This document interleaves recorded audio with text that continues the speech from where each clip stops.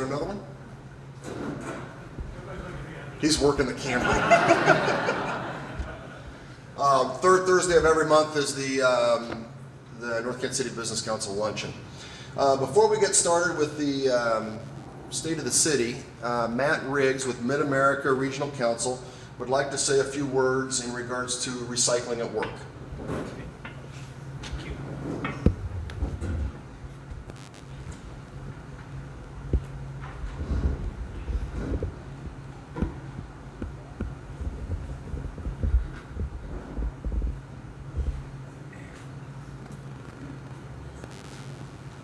IT support group. Yeah. Got it?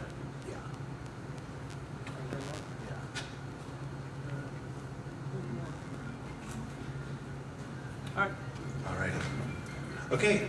Well, as you said, I'm Matt Riggs. I'm with the Mark Solid Waste Management District. How many of you guys are familiar with Mid-America Regional Council? Have you ever heard of them? Well, we're part of that group.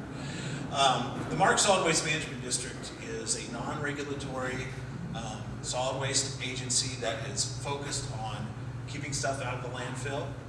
We provide resources and grants and other stuff. But first, a question: how many of you guys have recycling at your place of business or organization? So yeah, I'd say most of you do. Well, I can guarantee that if you do have recycling, it's probably the two chief characteristics of that program are one, that not enough people are using it, and that there's a pretty high level of contamination in your bins, would be my guess. I do this all the time, and those are the two chief things that characterize programs. But today I have a solution for you, and it is called Recycle More at Work. And a couple things I want to start out with are kind of big picture ideas. You guys can recycle more, whatever you may be recycling already. There's definitely more things you can add to that list. And with the markets, you know, recycling has been almost all bad news in the last couple of years. So that means we need to recycle a lot better. The other important thing to remember is that most of what is in your trash is actually recyclable, reusable, or compostable. So if you do a really good job at those three things, you should very, very much be able to lower the amount of trash your business is creating. So a little bit of trivia. How many pounds of trash do you as an individual produce every day? Any guesses?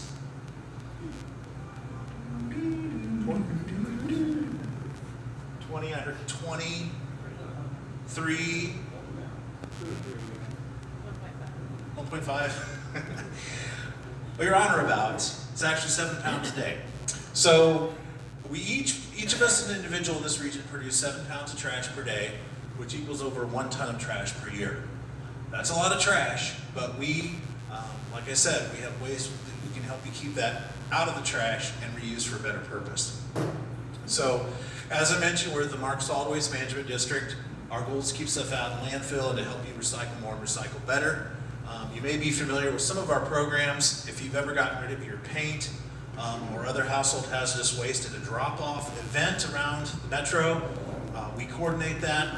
We also have a grant program that provides funding to for-profit, not-for-profit, any size of organization that is wanting to start recycling or waste reduction or composting, etc. We provide technical assistance, which I'll talk more about briefly. Regional strategic planning, we look at the region as a whole and see where do we need to go to reduce our waste and to improve recycling. And then outreach, which are some of the tools that I've given you on your table, and I'll talk about those briefly. So why is it important to recycle?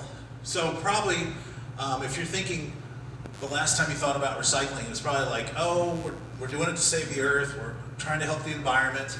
But there's actually more to it than that. Recycling is important because it does help the environment. You conserve natural resources, you conserve energy, you prevent pollution, you conserve landfill space because last time I checked, nobody wants more landfills. So it does all those things, which is great, but it also has a tremendous effect on our health and our economy. Recycling material versus using virgin resources actually saves a lot of both energy, reduces pollution greatly. So if you think about pollution pollution doesn't know any bounds. Pollution is in the air we breathe, it gets in the water we drink, it's in the soil that produces our food. So by recycling, you're keeping a lot of that pollution out of our natural systems, which in turn affects our health quite dramatically. And then economically speaking, recycling has a tremendous impact on the environment, a much bigger force than you would think, because there's a lot more jobs created by recycling and reuse than by just purely processing trash. I've heard a ratio of 10 to 1. And the good thing about these jobs is they are mostly local. Most of these jobs are local, so when you recycle, you're actually helping the local economy. So I'm here today to ask you to join the Recycle More at Work partnership. It doesn't require a fee. You don't have to sell your soul to the devil. There's nothing like that. It is a free program, and this is what you get. You get a waste assessment. That's where I come by, do a walkthrough of your space. We look at things like what waste streams you create, the types of bins you have, the types of signage you have, just kind of look at your overall office demeanor, like what do people think, what are they trying to do, what are the issues, and then we can help you come up with solutions. We follow up with a written report and are very hands-on. We're located just across the river, so I can pop over here in 5 minutes and help you with any issue you may have. I also give presentations like this one. I have a lot longer one that I can give to your employees and really helps them not only recycle better at your business, but take that message at home with them. We also provide monthly tips. We send you monthly tips on how to recycle better, in special events, those kind of things going on. We have a lot of educational materials, which you see on the slide. I provided you with 2 of those as a sample today. The first is the Recycle More, Recycle Better flyer. This is designed mainly for home use because it is the definitive guide for our whole metro area on what should and shouldn't go in your curbside bin. Or if you use a drop-off facility, the same information applies. So that should help answer a lot of your questions as an individual. And I also give you the magnet, recyclespot.org. It is the place to go anytime you have to get rid of anything, whether it's just a box of stuff or you're cleaning out somebody's house, anything you have to get rid of. Check that website first because there's probably a place that can recycle it, reuse it, or compost it instead. And if you're really good, now this is only for people who really behave quite well, Eco Elvis will come to your business and harass your employees to recycle better. So he's available for special events. He can go cube to cube or building to building, and it's a fun way to help get people to recycle more. So how much does all this cost? It doesn't. We are funded by the Missouri Department of Natural Resources. Our funding is funneled through them. It comes from the tipping fees, which are the fees we all pay when we put stuff in the landfill. So those fees are divided up around the state, and that is what is paying for this program.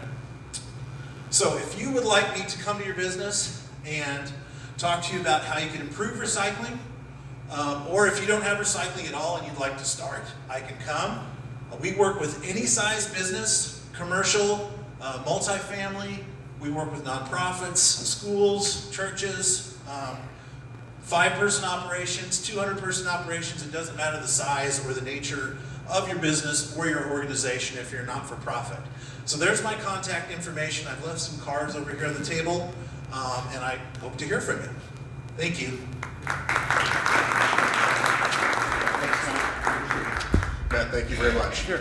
Now I'm going to turn it over to the city. I'm proud to introduce Eric Berlin, and Eric will introduce the staff as they come up. I guess there's different presentations. Yes. So, Eric, it's all yours. Well, thank you, John. I'll wait for Stephen to just get us set up here, and want to welcome everybody to the fire station, and I want to thank the firefighters who had to leave for putting on this luncheon today. And we all set?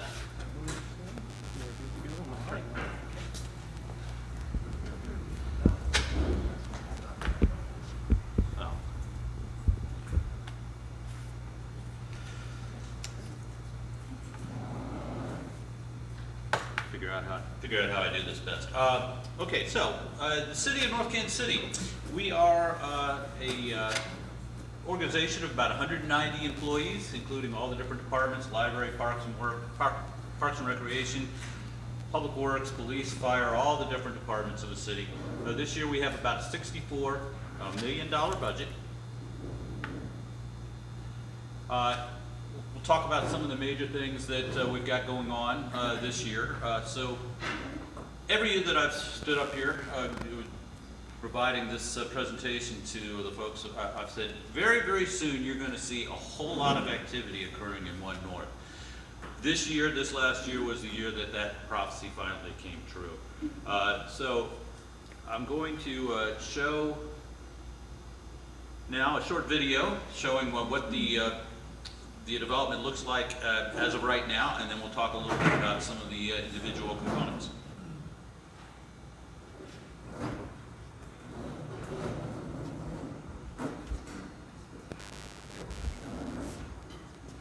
So this is starting south and moving northward. Just passed over the backyard apartments that are in construction. This is our drone technology that you're seeing. And that is the Hotel and Conference Center that's also under construction. Myrata Jewelers, which of course has been there for a little while. Old Chicago restaurant in construction. Medical office building, which opened this last year. And the new Burger King restaurant. So we'll talk a little bit about some of those.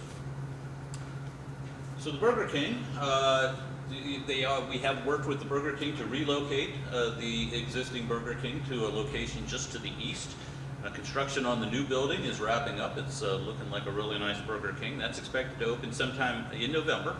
The old one will close one day, and the next one, the new location will open up. And then once the old location is closed, it will be raised, and the Starbucks will be constructed on that site.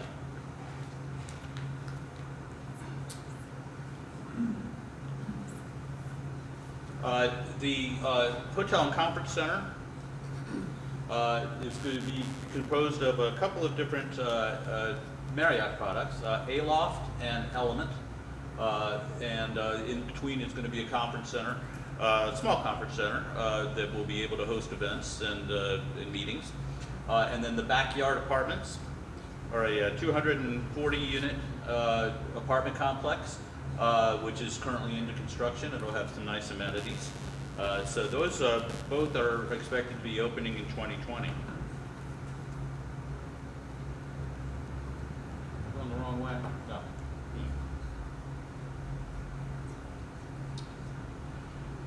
So I've talked about Burger King. Old Chicago restaurant is currently under construction.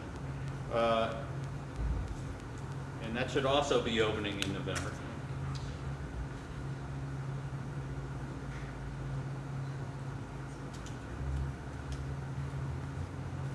Future items in the 1 North development, as I mentioned, the Starbucks. The golf entertainment facility that we've been working on, that has gone slower than we'd hoped, but we are making some progress. We do expect that we'll have some kind of agreement occurring here in the next months to come. And then we're also working on additional retail and restaurant items along with the master developer, North Kansas City Destination Developers, with whom we entered into a master development agreement in 2016. I'd like to talk about Northgate Village. Northgate Village is an area that we've been working on redeveloping for 20 years now. And this year was a significant year in the history of Northgate Village. We did enter into a termination agreement with the two developers of the site, Hunt Midwest for the retail commercial portion, and Rain & Companies for the residential portion. Progress had stalled, and so we have gone ahead and made a break, and we are now working on obtaining new developers for those areas. Now, in case of Hunt Midwest, they will continue to work and finish their single-family residential. So they'll be working on that over the next 3 years. 64 of 94 row homes are complete. 8 new row homes are now under construction and are scheduled for completion in the spring. This is an area we call the Super Block. It's between 23rd, 25th, Swift and Buchanan, large undeveloped area south of the existing City View. That has been undeveloped now for all this time, and so we are working on obtaining a new developer to develop that area. We do have an RFP out on the street right now for that. We have asked for a minimum of 222 units, which is what the tax increment financing plan for the development called for, and we're expecting to get proposals on November 21st. So we look forward to seeing what we get. We have received indications of a fair amount of interest, and you'll be hearing more about that in the months to come. Also, the commercial area along Burlington and sort of the northwest part of the site, this area which is north of the former Ruby Tuesdays, which of course did close. So we are also going to be working on putting out a request for proposals for this area. At this point, we anticipate we'd open it up to any kind of development, whether it was commercial, more residential.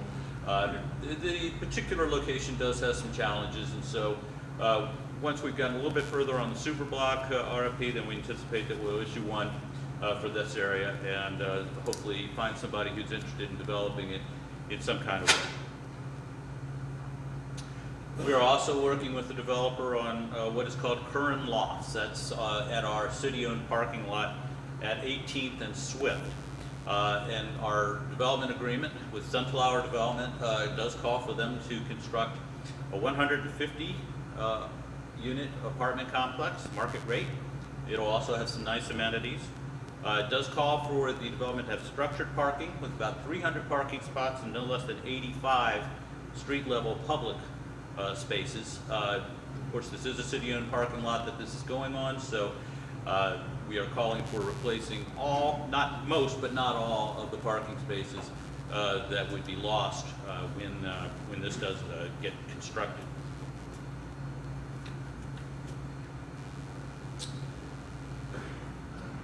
The Armour Row Complete Street Project, this is something that I think probably everybody is familiar with. This is something we just completed very recently, the first phase, and it has received a whole lot of comment, a lot of reaction to it, both positive and negative. We did have a public meeting on October 15th, at which we had 72 people come to speak, representing all points of view on the project.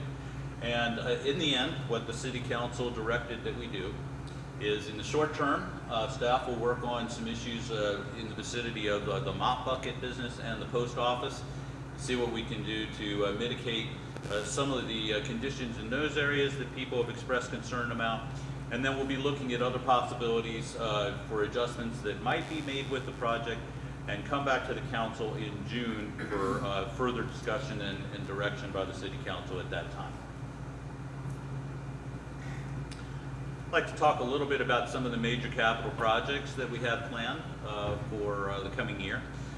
First of all, our water treatment plant. This is a project we've been working on for several years now. Design has been completed, and the design has been approved by the Missouri Department of Natural Resources. So I expect that we'll be putting this out to bid here in the next month or so, and that we will see construction beginning in the coming year. It's about a $14 million project that we'll be accomplishing. Downtown streetscape plan, this is a plan to begin in a phased way improvements to everything from the curb back. Nothing on the street, but we're talking about sidewalks, street lights, streetscaping, trees, looking at trying to just do something to refurbish what's been there for a long time. And the City Council had a work session recently on this here at the fire station, and we do anticipate that we'll be having a community meeting to get some input from the community about what kind of improvements the community would like to see with our downtown streetscape. So we do anticipate that getting going next year. And then of course our Burlington Corridor project, which we also have been working on for a long time. We've received a significant amount of federal funds, almost $4 million in federal grant funding to assist with this project. We're expecting to spend about $16 million over the next 4 years on it. And this project is all about trying to make our Burlington corridor more green, welcoming, make it a complete street. Planned improvements are going to include a bicycle cycle track, pedestrian facilities, transit facilities, all to try to liven up this important gateway into our city. And we'll be we're expecting the construction on that. Again, this will be a phased project, but the construction would begin on the first phase in 2020. Other projects that we're working on include gateway signage. The first gateway signage project that we had, of course, was the Armor Archway that was put in, a little more than a year ago now. And the next one they're expected to do is going to be located at I-35 in Armor, right next to the new Quick Trip, which is under construction there now. Also have some money into renovate Town Square. That space that's sort of tucked in behind an area that a lot of people don't see, to the east of Swift and to the south of Armor. It's underused, could use some sprucing up, so we haven't decided on exactly what improvements that'll be planned there, but we are going to be working on trying to put in some things to hopefully liven that up, and we also hope get some more activity going in there. And then Ballfield Diamond #1 in Mackin Park, we are getting ready to enter into a cooperative agreement with the North Kansas City School District to renovate that diamond. The high school does use that diamond quite a bit, and so we have entered, or will be entering, the school district just approved it, the school board just approved it last week, and our city council will be considering in a couple of weeks an agreement by which we would spend about $1.2 million to renovate that diamond, and then the school district would contribute about 50% of the funding over a 10-year period to help with the funding of that project. So we look forward to that cooperative venture with the school district. Just like to note in the coming year, a couple of management team members that we will be losing, senior employees who've been with us a long time. Chief of Steve Beamer, who is here and who you'll hear from in a moment, will be retiring in January, and our finance manager, Shirley Land, will be retiring in March.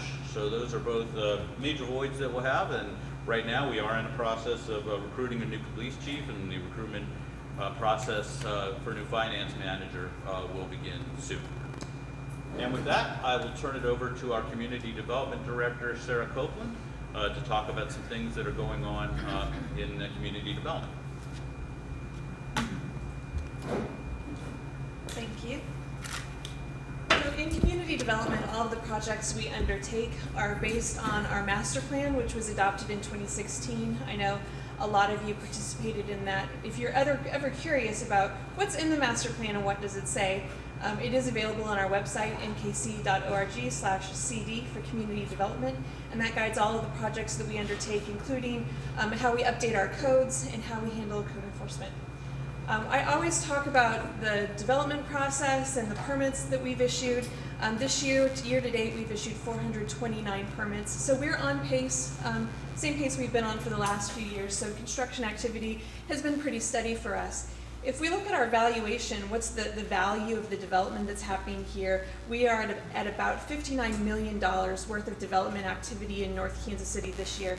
We had two really big years immediately preceding this with the high school's renovation project, Cerner building their Kansas City Experience Center, all the development in One North. So we knew that we had two big years that we would be coming back down to more of an average, and we're starting to see that happening. But still, if you look back to 2016, we were really excited about the amount of activity happening in 2016. So this has been another very strong year for development happening in North Kansas City.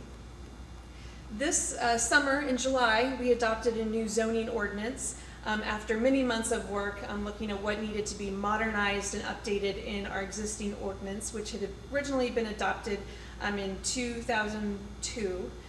We had a lot of input with people, but really the zoning ordinance is intended to streamline the process of getting a development approved, to update things in the ordinance that were pretty old and dated and made sometimes figuring out how we could work with our partners in the private sector more difficult, and also to better align with the goals of the master plan. So this ordinance uses more general terms for permitted uses because people are creative. Businesses are very creative. We have things come into the ordinance. We had things coming in where we had to look at the ordinance and think, what category does this fall into for us to determine whether it's permitted or what requirements apply. So the new ordinance is more streamlined. It also has more of a focus on how buildings relate to the street than what the uses of the building are, to allow you to have more flexibility in how you're using your property. We have not had a lot of applications under the new ordinance yet because it was just adopted in July. But if you have any questions about it, we are happy to discuss that with you, and we'd be happy to work with anyone who might be considering doing something to their property, any questions you might have about how the ordinance applies to you. We have been working this year on a new bicycle master plan. We had a meeting on September 20th at iWorks specifically for the business community to give us feedback on that, and I want to thank all of the people who attended that meeting. We got some great input. We're currently in the process of working on the draft document and anticipate bringing that before the City Council for their feedback in November. That is still a work in progress. So we're still, if you have any thoughts or feedback for us, we're still collecting your input on that as we work on wrapping this project up. And as I said, if you are ever considering making an investment in your property, acquiring new property, adding on to a building, constructing a new building, we are happy to discuss that with you, answer any of the questions you might have. Please give us a call. We have a lot of information that's available on our website that might help answer general questions, but those specific details, the devil is always in the details. Please give us a call. We're happy to set up a pre-development meeting or just walk you through where to find things on our website or what requirements we might have over the phone. And if you come into the lobby, Mallory is the person who's usually at our front desk. She's really the person who keeps the trains running in community development and can probably help direct you in the right direction. Thank you very much.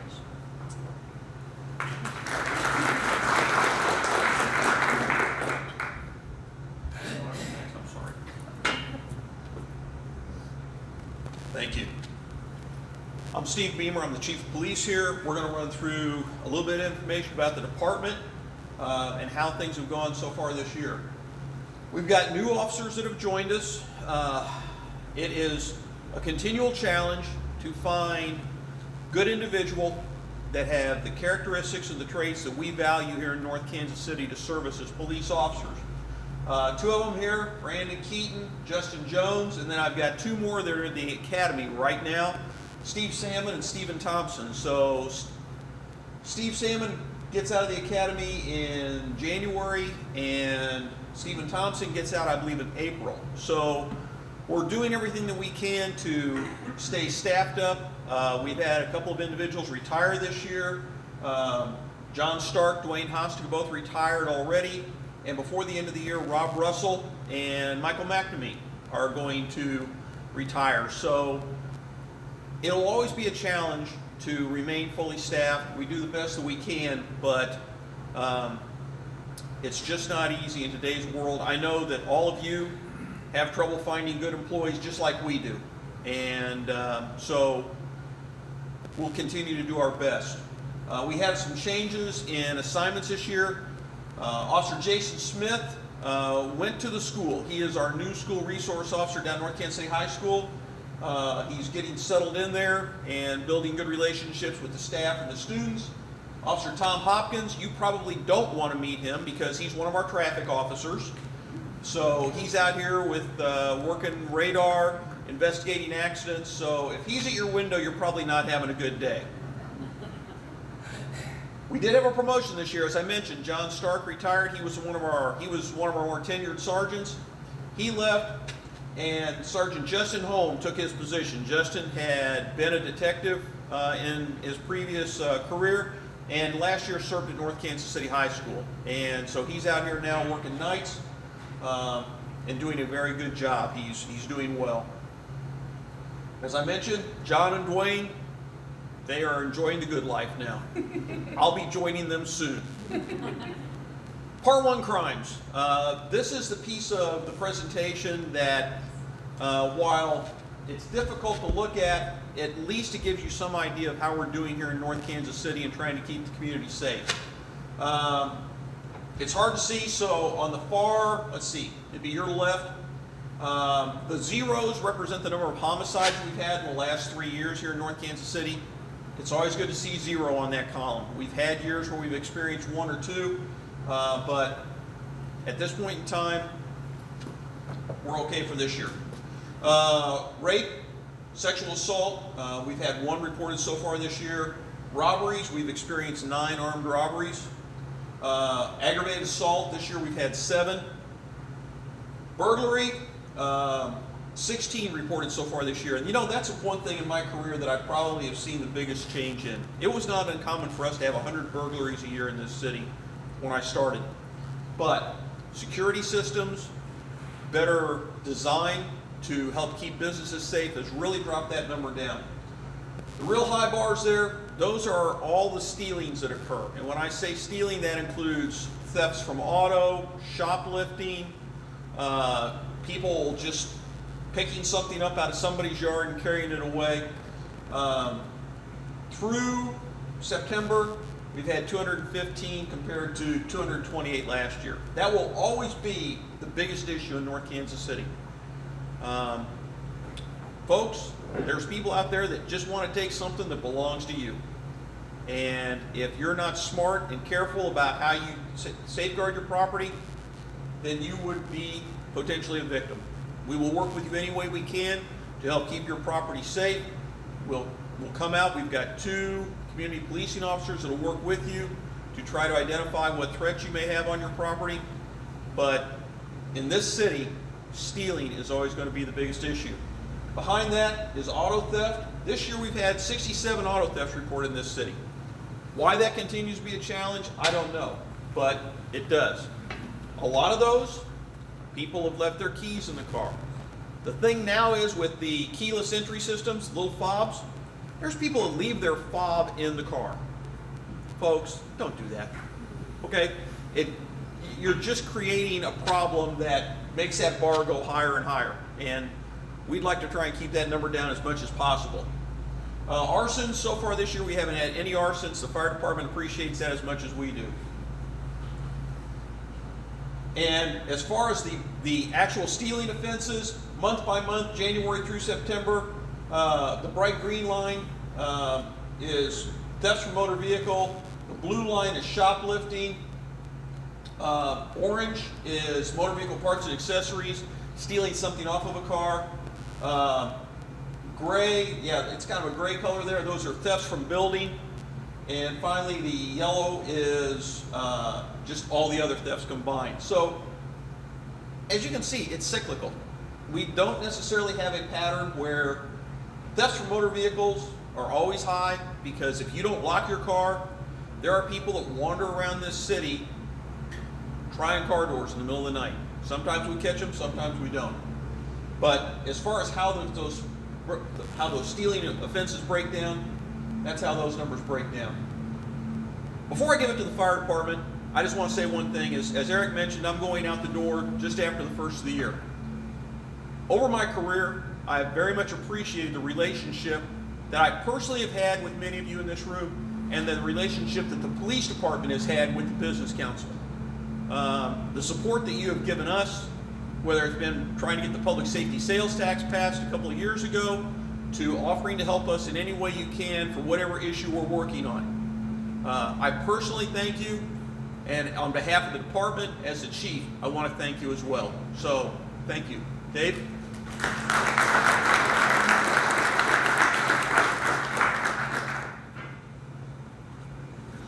Good afternoon. Thanks for coming to our house and having dinner with us today. We appreciate it. We look forward to doing this every year. It's kind of became a tradition now. So hope you enjoyed your meal. Looking back over the last year for the fire department, we adopted the 2018 fire codes and building codes. It's going to help us going forward. We moved up from 2012 codes to 2018. It's going to make our job easier by making the developments and the buildings going in all safer and really modernizing all that stuff to make everybody safer in town. We hired 9 new firefighters. We're in the same boat as the police department. Recruiting is getting harder every year to get those good people to come in. Sometimes our job is thankless. We enjoy it, but the new kids we got this year, everybody's doing great. We're moving forward and having fun. So, and that's kind of good in our part.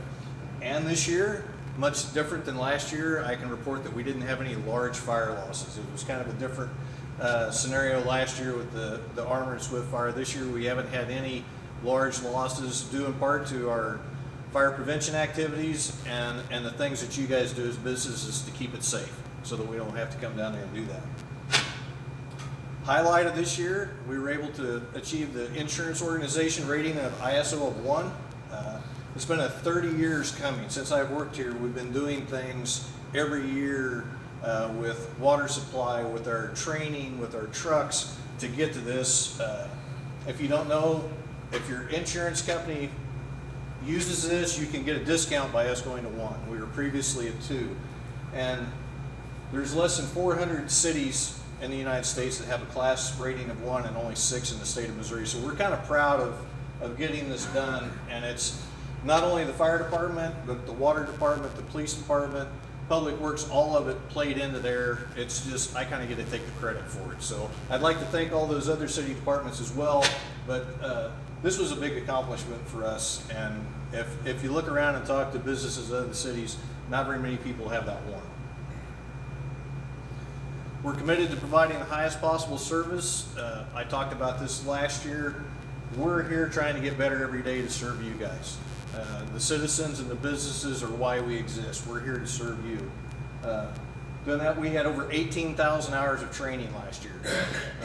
We have required training, and then we have the training when the guys are sitting here in the afternoon and they see a piece of equipment and they go, hey, let's go use that.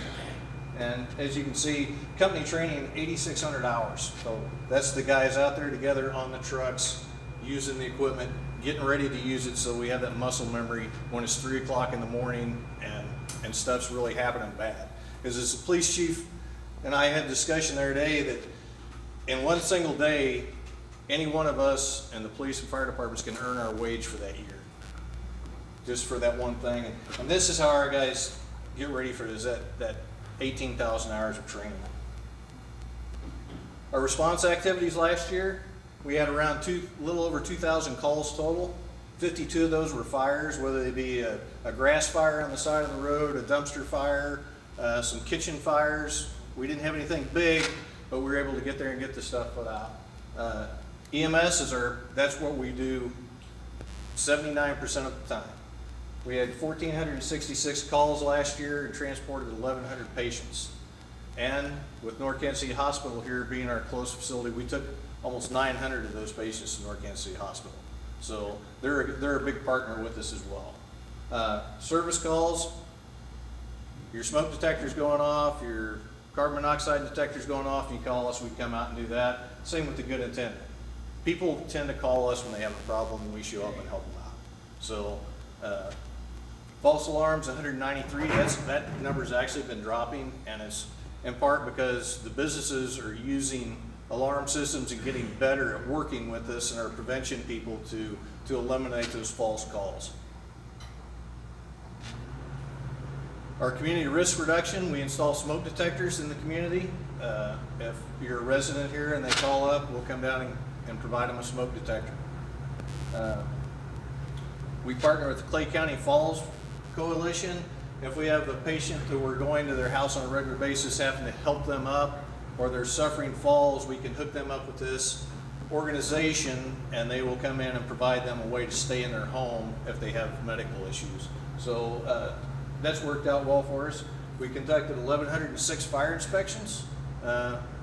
Most of you guys probably saw one of our people in your business this year. We became a Weather Ready Nation ambassador this year, which means on our social media we're going to be sending out more things about being ready for severe weather, whether it's winter weather or thunderstorms or anything. Guys walk through your building in good conditions instead of if we're in there in a fire. So we really appreciate you working with us on those. We installed 170 car seats. That's a big program. Since we started this program, we installed almost 4,000 car seats.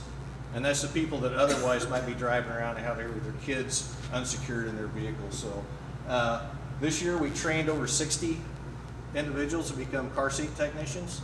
About a third of our department are certified car seat technicians, and we hold classes and teach people from other agencies how to be car seat technicians. We've kind of, in the region, we're kind of the hub for the car seat stuff, and we're kind of proud of that. And then free blood pressure checks. We do that. We go to Friday in the Park. If you've seen us down there and do that, or anytime you want to walk in here, just come in. Somebody will take you over and take your blood pressure. So,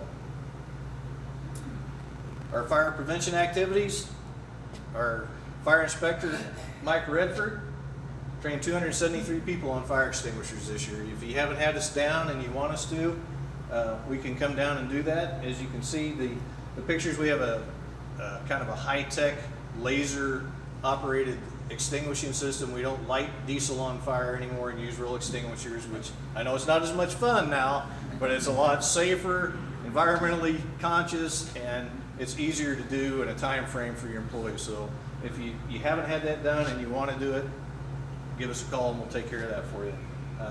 We've given 16 fire safety presentations and tours this year, and that's including going down to the gardens, talking to them about fire safety. We're going to concentrate in this next year on elderly fire safety. We have a large elderly population in town. We're going to do that. If you'd like for something at your place of business, you'd like to come down and look at what you have and give you ideas or talk to you, just let us know. And public outreach, we go down, we have people that go to the library and read to the kids. We have Sparky, we go out on public events. This weekend they're having a Halloween. We're going to participate in that at the park with candy, and we'll have an ambulance down there. In the corner you see the hands-only CPR. We talked about this last year. It's still a big push in our area with the fire chiefs to get out there and teach people how to start CPR, not necessarily be certified, but it's called pedestrian CPR, how to push hard and push fast. And so we'll be glad to come to your business and teach all of your employees. It's a 15 to 20 minute presentation. We'll bring some dummies, we'll show you some funny videos, and we'll teach you how to save a life.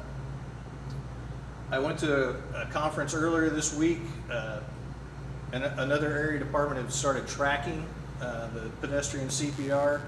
It had 8 calls of cardiac arrest with pedestrian CPR started prior to the ambulance arriving. Out of that 8, 6 of those people survived.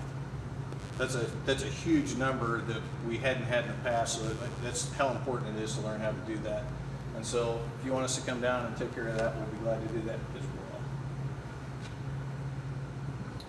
Looking toward the future, I don't know if you've seen it in the news or heard it, but in our industry, paramedics are kind of at a premium. They're hard to get. We're addressing that by, right now we have 8 individuals that we're sponsoring and sending through school. We're paying for them to get that go through that program so that when they get out, they'll be here. So we're growing them from inside instead of trying to get them out of the market. And it's really worked out well. Matter of fact, we have one, she's not in here right now, will be graduating and probably have her paramedic license by the end of this month. So we're really proud of that. We're going to continue to expand our public education programs, especially with the programs for the elderly, focusing on that group in our town. We want to continue to build our relationship with you guys. Try to get to a lot of events. We try to get our crews to events to meet you, to get to know you, because you're our customers. And it's really nice to get to know, especially the business owners, before something bad happens to you. So you can walk in and you say, hey, Chief, how are you doing today? And we have that conversation. We're using technology to improve efficiency. You saw some of the drone footage. We have thermal imaging available on that. We're working on the program to get a more robust group of pilots going. We're using technology to track our fleet maintenance and things like that. So we're trying to be more efficient by using technology. And then we're just continuously evaluating how we're providing those services so we can provide you the best service and be good stewards of the public money as well. So if there's anything we're doing that you think we can improve, don't hesitate to give me a call and say, hey Chief, have you guys thought about doing this? There's something in my industry that you could possibly use in yours, and let us know. So with that, if you have any questions, I'll turn it back over to Mr. Berlin, and thanks again for coming down today.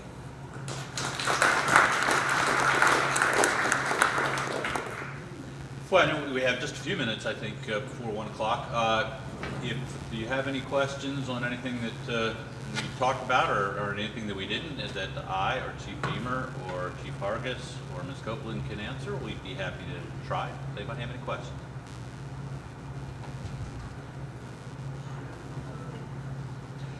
Well, thank you very much. We've enjoyed it. We look forward to doing this again with you next year.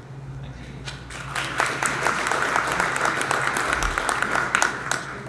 I'll grab it, Eric. Eric, Sarah, Dave, Steve, thank you very much. Thanks for the food today. I'll turn it over to Rich to make a few closing comments, and we'll see everybody next month. I too want to thank you. It was a very well thought out and informative and relevant information presentation. Thank you for doing that, and thank you for hosting us again today. I always ask you if you have any announcements you'd like to make, because I do have 2 or 3 that I hope that you'll find interesting. I know that Jim Spahn has something he'd like to talk about. Is Jim still here?